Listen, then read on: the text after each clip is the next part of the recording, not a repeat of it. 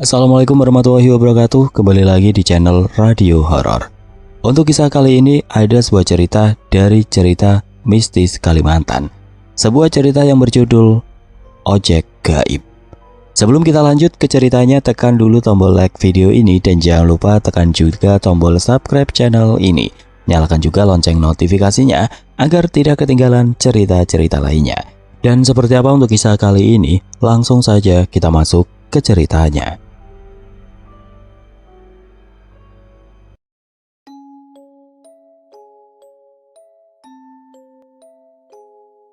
Di ujung Desember 1993, Desa Sungai Lintah di Kapuas Hulu, Kalimantan Barat, tenggelam dalam kesunyian yang hanya dipecah oleh derai hujan yang turun sejak pagi.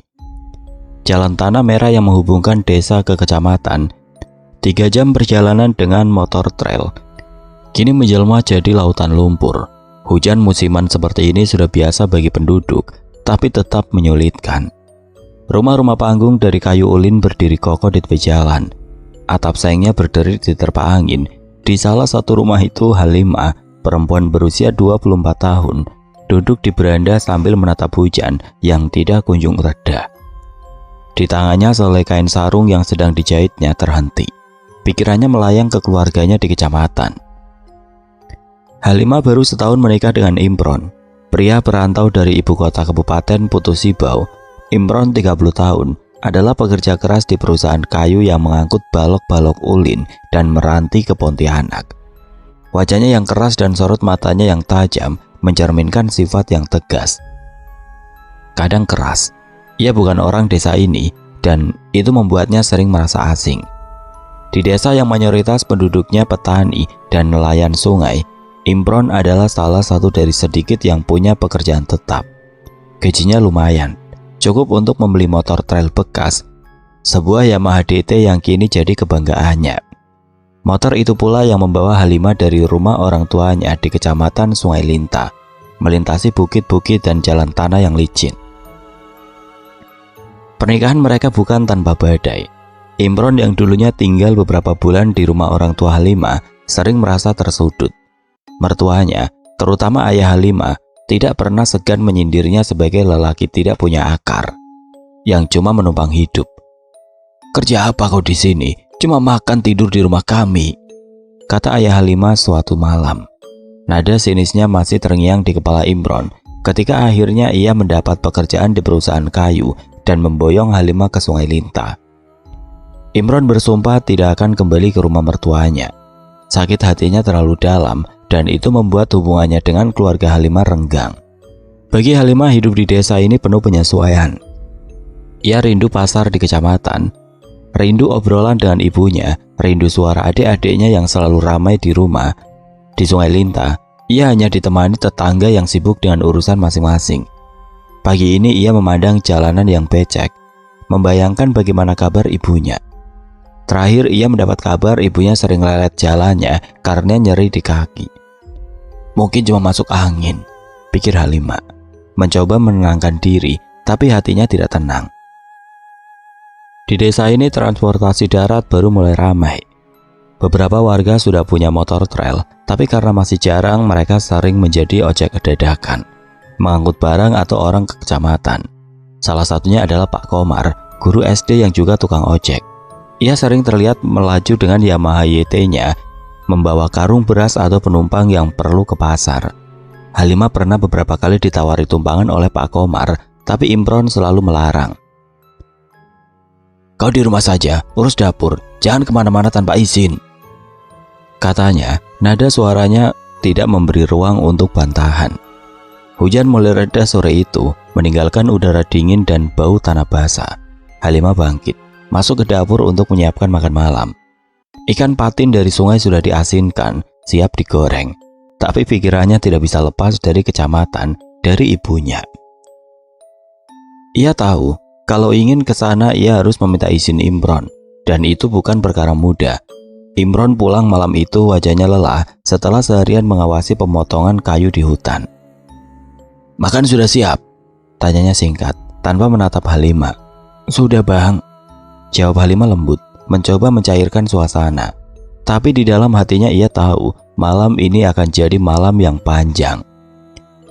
Hujan kembali turun deras malam itu, membuat atap seng rumah Halimah berderit keras. Di dalam rumah lampu minyak tanah menyala redup, menerangi ruang kecil yang dipenuhi aroma ikan goreng dan sambal terasi.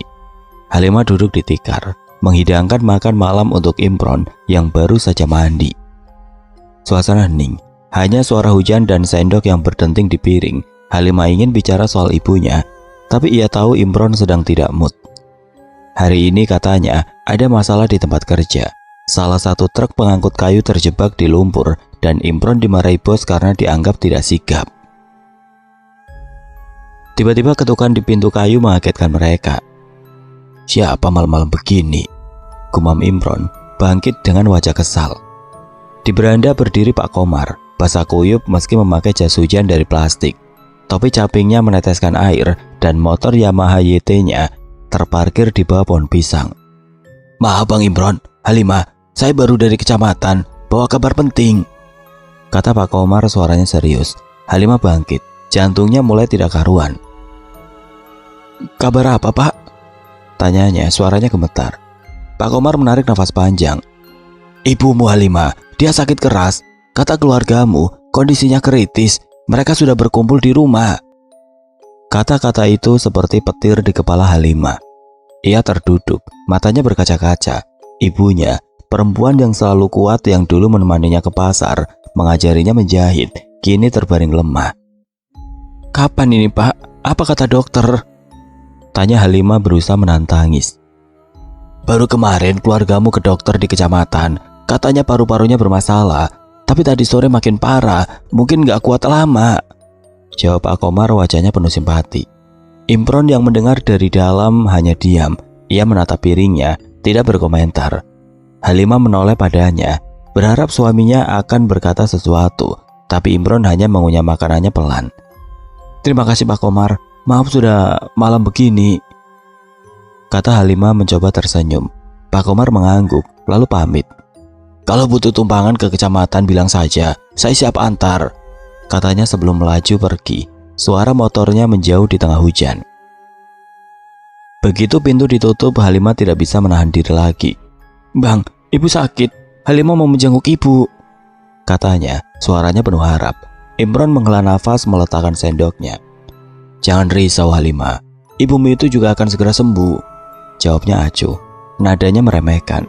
"Tapi bang, Halimah mau ketemu ibu, ini kabarnya kritis," desak Halimah, suaranya mulai naik. Imron menatapnya tajam. "Jangan mengada-ngada. Kau mau ninggalin aku sendiri di sini?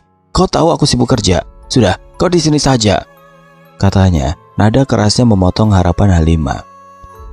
Malam itu setelah Imron tertidur, Halimah duduk di sudut ruangan, menangis pelan. Ia teringat masa kecilnya, ketika ibunya selalu menyanyikan lagu daerah saat menidurkannya. Hubungan Imron dengan keluarganya memang tidak pernah baik. Dulu saat Imron masih tinggal di rumah orang tua Halimah, ia sering disindir sebagai lelaki tidak punya masa depan. Ayah Halimah yang seorang pedagang di pasar kecamatan menganggap Imron tidak cukup taat agama dan malas. Sindiran itu meninggalkan luka yang dalam dan Imron seolah membenci keluarga Halimah sejak saat itu. Tapi bagi Halimah, ibunya adalah segalanya. Ia tidak bisa membayangkan kehilangan tanpa sempat berpamitan. Hujan masih mengguyur di luar dan lampu minyak mulai meredup. Halimah menatap pintu, hatinya bergolak. Ia tahu jika ingin ke kecamatan, ia harus melawan Imron, dan itu berarti melawan aturan tidak tertulis sebagai istri di desa ini. Tapi cinta pada ibunya lebih besar dari rasa takutnya. Di sudut ruangan ia melihat senter tua dan mandau yang biasa digunakan Imron untuk membelah kayu bakar. Pikirannya mulai bulat. Ia akan pergi meski harus berjalan kaki di tengah malam gelap. Hujan telah mereda menjadi rintik-rintik halus, tapi udara malam di Sungai Linta terasa semakin dingin. Halimah berdiri di beranda rumah panggungnya, menatap jalan tanah merah yang kini gelap gulita. Cahaya bulan tertutup awan tebal, hanya menyisakan kegelapan yang mencekam. Di tangannya ia memegang senter tua yang cahayanya lemah, dan sebuah mandau yang biasa digunakan Imron untuk membelah kayu bakar. Mandau itu terasa berat, tapi memberi sedikit rasa aman. Halimah tahu, Berjalan kaki 3 jam ke kecamatan di malam seperti ini bukan hanya sulit, tapi juga berbahaya. Cerita tentang harimau atau ular di hutan, bahkan bisik-bisik soal makhluk tidak kasat mata, sering terdengar di desa. Tapi tekadnya sudah bulat, ia harus bertemu ibunya, apapun resikonya. Halimah menarik nafas dalam, mengenakan kain sarung sebagai selendang untuk melindungi kepalanya dari rintik hujan. Ia melirik ke dalam rumah, memastikan Imron masih tertidur. Dengkuran suaminya terdengar samar, dicampur suara seng yang masih meneteskan air. Dengan hati-hati ia menuruni tangga kayu yang licin, berusaha tidak membuat suara. Setiap langkah terasa seperti pengkhianatan, tapi ia mengusir rasa bersalah itu. "Maaf bang, Halimah harus ke ibu," bisiknya dalam hati seolah meminta izin pada kegelapan. Jalan desa yang biasanya ramai dengan suara anak-anak atau tetangga yang mengobrol, kini sepi. Hanya ada suara jangkrik dan katak yang bersautan dari tepi sawah. Halimah menyalakan senter, cahayanya menerangi genangan lumpur di depannya. Ia melangkah perlahan, sepatu karetnya tenggelam di tanah becek. Setiap beberapa meter ia harus berhenti untuk mengusir lumpur yang lengket di solnya. Jalanan ini yang dulunya hanya jalur setapak untuk kerbau, kini mulai dilebarkan pemerintah untuk kendaraan bermotor. Tapi di musim hujan, jalur itu lebih mirip rawa, penuh lubang dan genangan air kotor. Setelah keluar dari kampung, cahaya lampu minyak dari rumah-rumah penduduk menghilang, kegelapan semakin pekat. Hanya ditemani suara rintik hujan dan angin yang menggoyang pepohonan. Halimah merasa jantungan, tapi bayangan wajah ibunya yang selalu tersenyum saat menyisir rambutnya waktu kecil mendorongnya untuk terus melangkah. "Ibu, tunggu Halimah," gumamnya, suaranya nyaris tenggelam oleh angin. Ia tahu kalau ibunya benar-benar kritis, ini mungkin kesempatan terakhirnya untuk berpamitan. Hujan mulai menguat lagi, rintiknya berubah jadi butir-butir air yang lebih besar. Halimah tidak membawa payung, hanya kain sarung yang kini basah kuyup. Di sisi jalan ia melihat sebatang pohon pisang yang daunnya lebar. Dengan mandau, ia memotong selai daun pisang. Berhati-hati agar tidak merusak batangnya. Daun itu ia gunakan sebagai penutup kepala, meski air tetap menetes ke wajahnya. "Ya Tuhan, lindungilah aku." Doanya dalam hati, mengingat nasihat ibunya dulu, selalu berdoa saat melangkah di tempat sepi. Langkahnya semakin berat saat ia memasuki jalur yang mulai menanjak. Bukit kecil di depannya dikenal sebagai Bukit Angker oleh warga desa, karena konon sering terdengar suara aneh di malam hari. Halimah mencoba mengabaikan cerita-cerita itu, fokus pada tujuannya. Tapi setiap bunyi ranting patah atau desis angin membuatnya menoleh. Senternya menyapu kegelapan, mandau di tangannya ia pegang lebih erat. Meski ia tahu senjata itu tidak akan banyak membantu kalau benar adanya bahaya yang tidak terlihat. Di kejauhan ia mendengar suara samar, seperti deru mesin motor. Harapan muncul di hatinya, mungkin ada ojek yang bisa membantunya. Ia mempercepat langkah, berharap bisa menghentikan motor itu sebelum terlambat. Suara motor semakin jelas, disertai cahaya lampu yang menyapu jalanan becek di depan Halimah. Ia melambai-lambaikan senternya, berharap pengendara melihatnya. Jantungnya berdetak kencang, campuran antara harapan dan ketakutan. Di tempat seperti ini, malam-malam tidak semua orang bisa dipercaya. Tapi ketika motor itu mendekat dan berhenti, Halimah mengenali sosok di atasnya. Pak Komar dengan jaket plastiknya yang basah dan topi caping yang sedikit miring. Motor Yamaha YT-nya berlumur lumpur, tapi mesinnya masih meraung kuat. "Halimah, kau kah itu? Mau kemana malam buta begini?" tanya Pak Komar, suaranya penuh keheranan sambil melirik jam tangan tuanya yang menunjukkan hampir pukul 11 malam. Halimah menarik nafas lega, meski tubuhnya masih gemetar karena dingin dan ketegangan. "Mau ke kecamatan, Pak. Mau ketemu ibu." Suaranya parau karena menahan tangis. Pak Komar mengangguk, wajahnya menunjukkan pengertian. "Naiklah, biar saya antar. Bahaya kalau kau jalan kaki sejauh ini," katanya sambil memutar motornya. Halimah ragu sejenak. "Saya nggak punya ongkos, Pak." Pak Komar tersenyum kecil. "Gratis, naiklah. Halimah, ibumu menunggumu." Tanpa berpikir panjang, Halimah naik ke jok belakang. Memegang erat pinggang Pak Komar, motor melaju pelan, menghindari lubang-lubang di jalan yang tergenang air. Hujan masih rintik dan daun pisang yang tadi dipakai Halimah kini tergeletak di tepi jalan. Bapak dari mana tadi? Tanya Halimah mencoba mengalihkan rasa takutnya. Kecamatan, baru antar karung beras ke Pak Lurah. Jawab Pak Komar, suaranya nyaris tenggelam oleh deru mesin. Bapak nggak apa-apa, antar saya ke sana lagi. Tanya Halimah lagi, merasa tidak enak. Ini sudah malam Halimah, berbahaya kalau kau sendirian, tenang saja. Jawab Pak Komar nadanya menenangkan. Jalanan mulai memasuki area hutan di mana pepohonan meranti dan ulin menjulang tinggi di kiri kanan. Cahaya senter motor hanya mampu menerangi beberapa meter ke depan, sisanya adalah kegelapan pekat. Pak Komar tiba-tiba berbicara, suaranya agak pelan. Kamu pernah dengar cerita ojek gaib Halimah? Halimah mengerutkan kening, tidak suka arah obrolan ini. Bapak jangan cerita aneh-aneh, ini gelap loh Pak, katanya mencoba bercanda meskipun jantungan.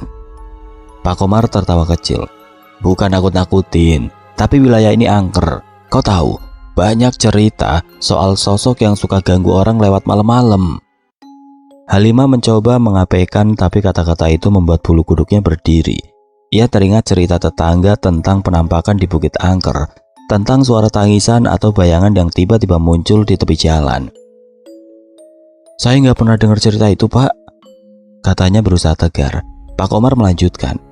Saya sering lewat sini malam-malam Halimah, pernah lihat sendiri, makanya saya antar kau biar aman. Halimah tidak tahu harus menjawab apa.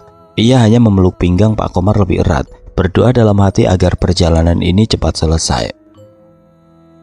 Motor terus melaju. Roda belakangnya sesekali selip di lumpur, cahaya lampu motor menyapu pepohonan.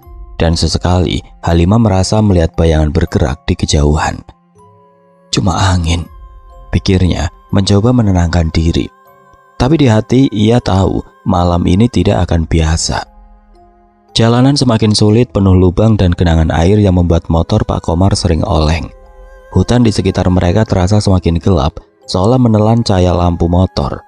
Halimah mencoba fokus pada suara mesin, tapi cerita Pak Komar tentang ojek gaib masih bergema di kepalanya. Angin malam membawa bau tanah basah dan daun-daun busuk, menambah suasana mencekam. Tiba-tiba motor tersentak dan melambat. Astagfirullah, gumam Pak Komar. Suaranya kedengaran kesal. Ia mematikan mesin dan turun, memeriksa roda belakang. Ban bocor, katanya menghela nafas. Halimah ikut turun, berdiri di tepi jalan yang licin. Senter di tangannya diarahkan ke ban motor yang kini kempes dan penuh lumpur. Bagaimana Pak? Tanyanya cemas. Pak Komar mengangguk tenang, seolah ini bukan hal baru. Tenang Halimah, saya selalu bawa ban cadangan. Kasih saya waktu setengah jam untuk ganti, katanya sambil membuka kotak perkakas di bawah jok. Halimah hanya bisa mengangguk, meski hatinya gelisah. Di tengah hutan, di malam gelap seperti ini, berhenti terlalu lama terasa seperti undangan untuk masalah. Sambil Pak Komar bekerja, Halimah menyapu sekitar dengan senternya. Pohon-pohon besar berdiri bagai bayangan raksasa, dan suara jangkrik tiba-tiba terhenti, digantikan keheningan yang aneh. Sialan, bisik Pak Komar tiba-tiba. Suaranya pelan tapi penuh ketegangan. Halimah terkejut. Ia tidak pernah mendengar guru SD yang lelet jalannya itu memaki. Kenapa Pak? Tanyanya, suaranya gemetar. Sebelum Pak Komar menjawab, Halimah melihat cahaya samar di kejauhan, mendekat perlahan. Lihat Pak, ada motor lain, mungkin mereka bisa bantu, katanya berharap. Tapi anehnya tidak ada suara mesin, hanya 3 bola cahaya kecil seperti kunang-kunang besar melayang di udara. Pak Komar menoleh, wajahnya tiba-tiba pucat. Itu bukan motor, katanya, suaranya tegang. Halimah menatap lekat, jantungnya berdegup kencang. 3 bola api itu semakin dekat, melayang sekitar 1 meter dari tanah, tanpa suara. Pak, itu apa? Tanya Halimah, suaranya nyaris berbisik. Pak Komar tidak langsung menjawab. Ia bangkit, meninggalkan ban yang sebelumnya selesai diganti, dan menyalakan motor. Naik Halimah, cepat! Halimah buru-buru naik meski bingung. Banyak Pak? Sudah beres, jawab Pak Komar singkat. Padahal baru beberapa menit ia bekerja. Motor melaju lagi, tapi anehnya ban yang tadi bocor terasa normal. Halimah tidak sempat bertanya lebih lanjut, karena Pak Komar tiba-tiba menggeber motor, seolah mengejar sesuatu. Bola api itu kini tepat di depan mereka, melayang di tengah jalan. Jangan takut Halimah, itu cuma kroco-kroco penjaga hutan, kata Pak Komar. Suaranya berusaha tenang. Tanpa peringatan, ia mengarahkan motor langsung ke arah bola api itu. Halimah menjerit kecil, menutup mata, tapi tidak ada tabrakan. Saat ia membuka mata, bola-bola api itu pecah jadi titik-titik cahaya seperti kunang-kunang, lalu lenyap ditiup angin malam. Halimah terdiam, bingung. "Pak, itu tadi apa?" tanyanya, suaranya gemetar. Pak Komar hanya tersenyum tipis. "Hutan ini punya penjaga, Halimah, tapi kita sudah lewat. Tenang, kau akan sampai ke ibumu." Halimah tidak tahu harus percaya atau tidak, tapi dalam hati ia merasa malam ini baru saja menjadi lebih aneh dari yang ia bayangkan. Motor Pak Komar melaju kencang, menyusuri jalan tanah merah yang semakin licin akibat hujan yang tidak kunjung berhenti. Halimah memeluk pinggang Pak Komar erat-erat. Masih terguncang oleh kejadian bola api tadi, cahaya lampu motor menyapu pepohonan di kiri kanan, tapi kegelapan hutan terasa seperti menelan semua yang diterangi. Suara mesin motor bercampur dengan desau angin dan gemersik daun membuat Halimah semakin gelisah. Ia mencoba fokus pada tujuannya, bertemu ibunya. Tapi cerita Pak Komar tentang kroco-kroco penjaga hutan dan kejadian aneh tadi membuatnya tidak bisa tenang. "Ya Tuhan, lindungi kami," doanya dalam hati berulang-ulang. Hutan di sekitar Bukit Angker terasa semakin pekat. Pohon-pohon meranti dan ulin menjulang tinggi, ranting-rantingnya seperti tangan-tangan yang siap mencengkeram. Halimah merasa ada sesuatu yang mengikuti mereka. Sesekali ia mendengar gemersik daun yang tidak wajar, seolah ada langkah-langkah di balik pepohonan. "Pak, Bapak, dengar itu?" Suaranya nyaris berbisik. Pak Komar tidak langsung menjawab, tapi wajahnya tegang, matanya menyipit menatap jalan. "Jangan takut, Halimah, aku pastikan kau sampai ke kecamatan," katanya, suaranya berusaha menenangkan, tapi ada nada kewaspadaan di dalamnya. Tiba-tiba dari arah depan muncul puluhan titik cahaya kecil, seperti bola api yang tadi, tapi kali ini lebih banyak. Mereka melayang di antara pepohonan, bergerak cepat mendekati motor. "Siap-siap, Halimah," seru Pak Komar, menggeber motornya. Sebelum Halimah sempat bertanya, bola-bola api itu seperti menyerang, melesat dari sisi kiri dan kanan. Halimah menjerit, memejamkan mata, tubuhnya terhuyung saat motor oleng. Pak Komar kehilangan kendali, dan dalam sekejap motor tergelincir di lumpur. Halimah terpelanting jatuh ke tanah basah dengan keras. Sakit menjalar di pinggang dan lengannya, tapi ketakutan lebih besar dari rasa sakit. Saat ia membuka mata, pemandangan di depannya membuatnya membeku. Puluhan bola api itu menyatu, membentuk sosok tinggi besar berkulit hitam legam, seperti bayangan tanpa wajah. Matanya merah menyala, memancarkan kengerian yang tidak bisa dijelaskan. Sosok itu berdiri di depan Pak Komar yang terduduk di samping motor yang terbalik. Dengan gerakan cepat, sosok itu mencengkram leher Pak Komar, mengangkatnya dari tanah. Pak Komar meronta, tangannya mencakar udara, tapi sosok itu terlalu kuat. "Pak Komar!" teriak Halimah, tapi tubuhnya terasa remuk, tidak bisa bangkit. Sosok hitam itu menoleh ke arah Halimah, matanya yang merah seolah menembus jiwanya. Ada rasa dingin yang menjalari tubuhnya, seperti es yang merayap di tulang. Halimah ingin berlari, tapi kakinya tidak bergerak. Ia hanya bisa menatap, terpaku oleh kengerian. Mandau yang tadi ia bawa tergeletak beberapa meter darinya, tidak berguna. "Ibu, tolong!" bisiknya hampir putus asa.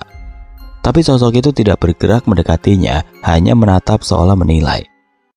Di tengah kepanikan, Halimah teringat cerita ibunya tentang hutan ini. "Kalau lewat Bukit Angker malam-malam, jangan pernah menoleh kalau dengar suara panggilan," kata ibunya dulu. Halimah tidak tahu apakah ini yang dimaksud ibunya, tapi rasa takutnya bercampur dengan tekad. Ia harus sampai ke kecamatan, apapun yang terjadi. Sosok itu masih memandangnya dan untuk sesaat, waktu terasa berhenti. Kegelapan hutan tiba-tiba dipecah oleh suara motor yang memekakan telinga. Dari kejauhan 5 titik cahaya mendekat dengan cepat, disertai deru mesin yang menggetarkan tanah. Halimah menoleh, berharap itu pertolongan. Sosok hitam yang mencengkeram Pak Komar tanpa panik. Matanya yang merah berkilat-kilat. 5 motor berhenti beberapa meter dari mereka. Dikendarai pria-pria berbaju hitam yang wajahnya tidak jelas di bawah bayang-bayang topi caping. Mereka tidak bicara, hanya menatap sosok hitam itu dengan tatapan dingin. Salah satu dari mereka mengeluarkan sesuatu dari saku, selai kain putih yang diikat dengan benang merah. dan melemparkannya ke arah sosok itu. Sosok itu meraung, suaranya seperti angin yang menderu dan melemparkan tubuh Pak Komar ke tanah. Pak Komar terbatuk-batuk, berusaha bernafas. Sebelum Halimah sempat bergerak, sosok hitam itu melesat ke arahnya dengan kecepatan tidak wajar. Halimah menjerit, tapi tidak sempat menghindar. Sosok itu mencengkram lengannya, dinginnya seperti es membakar kulit. Dalam sekejap, ia merasa tubuhnya terangkat dan dunia di sekitarnya berputar. Sosok itu membawanya berlari ke dalam hutan, melewati pohon-pohon dengan kecepatan yang tidak masuk akal. Halimah tidak bisa bersuara, nafasnya tersegal. Ia mendengar suara motor di belakang semakin dekat. Pria-pria berbaju hitam itu mengejar bersama Pak Komar yang entah bagaimana sudah kembali ke motornya. Cahaya lampu motor menyapu hutan, dan suara mesin bercampur dengan teriakan yang tidak jelas. Sosok hitam itu berhenti tiba-tiba, melempar Halimah ke tanah. Ia meringis kesakitan, tapi tidak sempat berpikir. Sosok itu berdiri di depannya seolah mengancam. Tapi pria-pria berbaju hitam itu sudah mengelilingi mereka, membentuk lingkaran. Salah satu pria mengeluarkan benda kecil seperti jimat dari kayu dan mulai merapal sesuatu dalam bahasa yang asing bagi Halimah. Sosok hitam itu meraung lagi, tapi kali ini suaranya penuh kepanikan. Tiba-tiba tubuhnya pecah menjadi ribuan titik cahaya seperti kunang-kunang yang diterbangkan angin. Halimah merasa tubuhnya melayang sesaat, lalu jatuh ke tanah basah. Kepalanya pening, pandangannya kabur. Ia mendengar suara Pak Komar memanggilnya. "Halimah, bangun!" Tapi sebelum ia sempat menjawab, kegelapan menelannya dan ia pingsan. Saat sadar, Halimah sudah berada di jok belakang motor Pak Komar. Melaju di jalan tanah menuju kecamatan, tubuhnya lemas, tapi ia masih bisa merasakan dinginnya hujan di wajahnya. "Pak, tadi itu apa?" Suaranya lemah. Pak Komar tidak menoleh, hanya menjawab singkat. "Hutan ini punya cerita, Halimah, tapi kau aman sekarang." Halimah ingin bertanya lebih banyak, tapi tenaganya habis. Ia hanya bisa berdoa, memikirkan ibunya yang menunggu. Pria-pria berbaju hitam tadi sudah tidak terlihat, seolah lenyap bersama kegelapan hutan. Motor terus melaju, meninggalkan bukit angker di belakang. Jalanan mulai landai. Tanda mereka sudah mendekati kecamatan. Tapi di hati Halimah pertanyaan terus bergema. Siapa pria-pria itu dan apa yang sebenarnya terjadi di hutan malam ini? Pukul 3 pagi motor Pak Komar akhirnya memasuki kecamatan.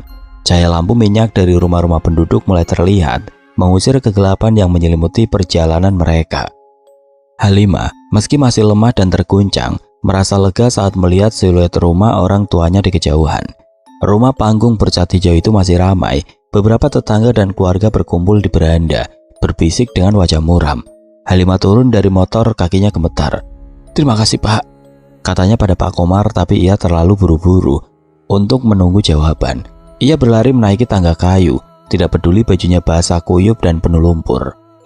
Di dalam rumah, ibunya terbaring di atas tikar anyaman, dikelilingi keluarga. Wajahnya pucat, nafasnya tersegal, tapi matanya berbinar saat melihat Halimah. "Datang juga kau, nak," katanya, suaranya lemah tapi penuh kehangatan. Halimah berlutut di samping ibunya, memegang tangan yang kini terasa dingin. "Iya, Bu, Halimah mau ketemu ibu," katanya, air matanya mengalir. Ibunya tersenyum tipis. "Jemputan ibu tiba tepat waktu," katanya lalu menutup mata seolah kehabisan tenaga. Halimah bingung dengan ucapan itu, tapi tidak sempat bertanya. Ia hanya ingin menikmati momen ini, mendengar suara ibunya, merasakan kehangatan tangannya. Mereka berbincang singkat tentang kenangan kecil seperti saat ibunya mengajarinya membuat kue apem di dapur. Tidak lama, nafas ibunya melemah, dan dalam beberapa menit ia menghembuskan nafas terakhir. Halimah menangis terseduh, memeluk tubuh ibunya yang kini tidak lagi bergerak. Abangnya yang berdiri di samping memeluk pundaknya. "Ibu tenang sekarang, Limah," katanya lembut. Setelah beberapa saat, Halimah teringat ucapan ibunya. "Apa maksud jemputan ibu tiba tepat waktu?" tanyanya pada abangnya. Abangnya menarik nafas panjang. "Dari tadi malam, ibu bilang dia kirim jemputan untukmu. Dia tahu kau akan datang." Halimah terdiam. Pikirannya kembali ke perjalanan mencekam tadi. Pak Komar, bola api, pria-pria berbaju hitam. Semuanya terasa seperti mimpi buruk. Ia bangkit, Ingin berterima kasih pada Pak Komar, tapi saat keluar ke beranda, motor Yamaha YT itu sudah tidak ada. Pak Komar lenyap seolah tidak pernah ada. Halimah duduk di beranda menatap jalanan kecamatan yang kini sepi. Hujan sudah reda, tapi udara masih dingin. Ia teringat cerita ibunya tentang ilmu turun-temurun keluarga mereka. Sesuatu yang selalu ia anggap dongeng. Ibunya dikenal berilmu, sering diminta tetangga untuk membantu dengan doa-doa atau jimat saat ada yang sakit atau diganggu makhluk halus. Tapi Halimah tidak benar-benar percaya sampai malam ini. "Apa itu jemputan ibu?" gumamnya, bulu kuduknya berdiri. Di dalam hati ia merasa ibunya telah melindunginya malam ini, entah dengan cara apa, tapi pertanyaan itu terus menghantuinya. Dan malam yang baru saja ia lalui terasa seperti rahasia yang tidak akan pernah ia pahami sepenuhnya. Langit di kecamatan mulai memudar dari gelap pekat menjadi kelabu. Tanda fajar akan segera tiba. Halimah duduk di beranda rumah orang tuanya, masih mengenakan kain sarung basah yang kini terasa berat di pundaknya. Tangisnya telah reda, tapi hatinya masih terasa remuk. Kepergian ibunya begitu cepat, dan ucapan terakhir tentang jemputan terus bergema di pikirannya. Ia menatap jalanan kecamatan yang sepi. Hanya sesekali terdengar suara ayam berkokok dari kejauhan. Rumah panggung di sekitarnya masih remang. Lampu minyak tanah di beranda tetangga mulai ditiup mati satu persatu. Halimah ingin mencari Pak Komar untuk berterima kasih, tapi kepergiannya yang tiba-tiba meninggalkan tanda tanya besar. Di dalam rumah, keluarga sibuk mempersiapkan pemakaman. Abangnya, Hasan, mengatur agar jenazah ibunya dibawa ke masjid kecil di ujung kecamatan untuk disolatkan. Tetangga mulai berdatangan, membawa nasi bungkus dan kopi untuk keluarga yang berduka. Halimah ingin membantu, tapi tubuhnya terasa lemas setelah perjalanan mencekam malam tadi. Ia masih bisa merasakan dinginnya cengkraman sosok hitam itu di lengannya dan bayangan pria-pria berbaju hitam yang muncul entah dari mana. Semuanya terasa seperti mimpi, tapi lumpur di bajunya dan nyeri di pinggangnya adalah bukti bahwa itu nyata. Tiba-tiba suara motor memecah keheningan. Halimah menoleh berharap itu Pak Komar, tapi yang muncul adalah motor lain, sebuah Honda GL yang juga penuh lumpur. Di jok belakang duduk Imron. Wajahnya kusut dan matanya merah karena kurang tidur. Pengendaranya adalah Pak Komar. Halimah terpaku, jantungnya seperti berhenti. "Abang?" serunya setengah kaget, setengah lega. Imron turun dari motor, langkahnya gontai.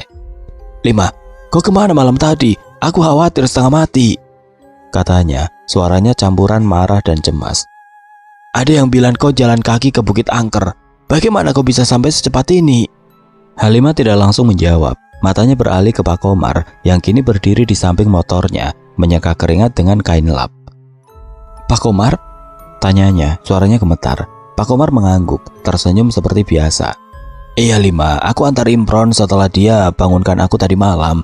Dia bilang kau pergi sendiri, jadi aku buru-buru bawa dia ke sini," katanya, nadanya santai. Halimah merasa dunia berputar. Jika Pak Komar baru saja mengantar Imron, lalu siapa yang membawanya melewati hutan malam tadi? Keringat dingin mengucur di punggungnya. "Abang, Halimah diantar Pak Komar tadi malam," katanya pelan, mencoba memahami. Imron mengeritkan kening. "Tadi malam? Pak Komar di rumah sepanjang malam Lima. Aku yang bangunin dia jam 1 pagi. Halimah menatap Pak Komar yang hanya mengangguk tanpa menjelaskan apa-apa. "Mungkin kau salah lihat Lima. Malam tadi kan gelap, hujan pula," kata Pak Komar, tapi sorot matanya seolah menyimpan rahasia. Halimah ingin bertanya lebih lanjut, tapi suara adiknya memanggil dari dalam rumah mengalihkan perhatiannya. Ia menoleh ke Imron yang kini memandangnya dengan wajah penuh penyesalan. "Abang salah Lima. Aku seharusnya gak larang kau kesini. Maaf," katanya dengan suara pelan. Halimah hanya mengangguk, terlalu bingung untuk menjawab. Pikirannya dipenuhi pertanyaan. Jika bukan Pak Komar, siapa yang menjemputnya di Bukit Angker? Dan apa maksud ibunya dengan jemputan? Ia teringat cerita ibunya tentang leluhur mereka yang punya ilmu, tapi malam ini adalah pertama kalinya Halimah merasakan sesuatu yang tidak bisa dijelaskan. Seminggu berlalu sejak pemakaman ibunya. Halimah dan Imron kembali ke Sungai Lintah, ke rumah panggung mereka yang sederhana. Hujan sudah jarang turun, tapi jalan tanah merah masih becek, menyulitkan motor Imron setiap kali ia pergi bekerja. Hubungan mereka mulai membaik. Imron yang awalnya keras kepala kini lebih sering mendengarkan Halimah. Malam itu di bawah lampu minyak tanah, Halimah akhirnya menceritakan semua yang ia alami di Bukit Angker. Ia bicara pelan, takut Imron menganggapnya gila. Tapi Imron mendengarkan dengan serius, matanya melebar saat Halimah menyebut sosok hitam dan pria-pria berbaju hitam. "Lima, aku nggak tahu apa yang kau lihat, tapi keluargamu, ibumu, dia orang yang beda," kata Imron. Suaranya penuh kagum bercampur takut. Ia tahu reputasi Ibu Halimah di kecamatan yang sering diminta warga untuk mengobati atau mengusir gangguan gaib. Halimah mengangguk, masih tidak yakin apakah ia siap menerima sisi mistis keluarganya. "Mungkin itu beneran jemputan dari ibu," katanya pelan, mengingat ucapan terakhir ibunya. Cerita Halimah tidak berhenti di rumah mereka, di pasar kecamatan, di warung kopi, dan di beranda rumah-rumah panggung. Kisah perjalanannya malam itu menyebar dari mulut ke mulut. Ada yang bilang Halimah dilindungi roh leluhur, ada pula yang menyebut ojek gaib benar-benar ada. Pak Komar yang kini jadi pusat cerita hanya tersenyum setiap kali ditanya. "Hutan itu punya cerita sendiri," katanya, tidak pernah mengaku atau membantah. Beberapa warga berspekulasi bahwa Pak Komar juga berilmu, tapi ia selalu mengelak dengan candaan. Di desa, Halimah mulai melihat dunia dengan cara baru. Ia lebih sering berdoa, membaca ayat-ayat yang dulu diajarkan ibunya, dan sesekali mengunjungi makam ibunya di kecamatan. Imron tidak lagi melarang, bahkan kadang mengantarnya. Cerita tentang jemputan di malam hujan menjadi legenda lokal, diceritakan oleh ibu-ibu saat menumbuk padi atau oleh anak-anak yang bermain di tepi sungai. Halimah sendiri tidak pernah tahu pasti apa yang terjadi malam itu, tapi ia yakin ibunya telah menjaganya, bahkan di saat-saat terakhir hidupnya. Malam itu saat Halimah menutup pintu rumah dan mematikan lampu minyak, ia menatap ke arah Bukit Angker yang samar di kejauhan. Angin membawa aroma hutan, dan untuk sesaat ia merasa ibunya masih ada di sana. Tersenyum. "Terima kasih, Bu," bisiknya, lalu berbalik masuk meninggalkan kegelapan di luar. Oke teman-teman, sekian untuk kisah kali ini. Bagaimana menurut kalian tentang kisah ini? Tulis komentar kalian di kolom komentar. Dan buat teman-teman yang baru bergabung, jangan lupa untuk like, komen, share, serta subscribe channel ini. Dan nyalakan juga lonceng notifikasinya agar tidak ketinggalan cerita-cerita lainnya. Dan akhir kata, wassalamualaikum warahmatullahi wabarakatuh.